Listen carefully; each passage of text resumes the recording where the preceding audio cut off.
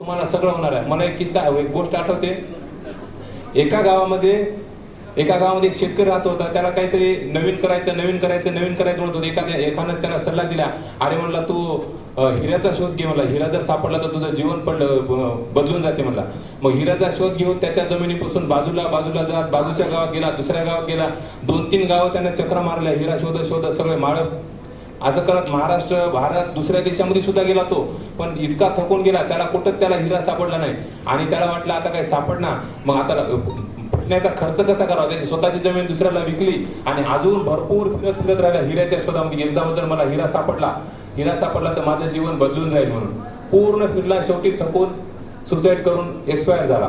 मग इकडं काय झालं, त्यानं जमीन ज्याला विकली होती त्या मालकानं मस्त शेती करायचं ठरवलं. शेती करता नांगरणी करता त्याच्यामध्ये 2-3 दगड सापडले आणि तो दगड म्हणून त्यानं घरात आणून ठेवला. एका दिवशी कोणीतरी आला म्हणला, अरे दगड चमकाले तर म्हणला ते तर हिरा वाटाले मला. आणि त्यानं